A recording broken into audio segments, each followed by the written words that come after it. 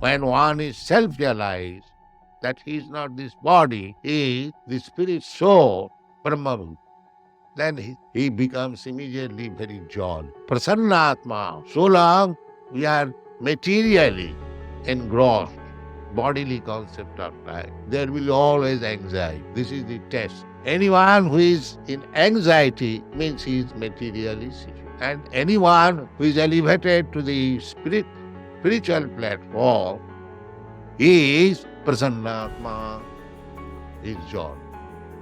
What is the meaning of Prasannātmā?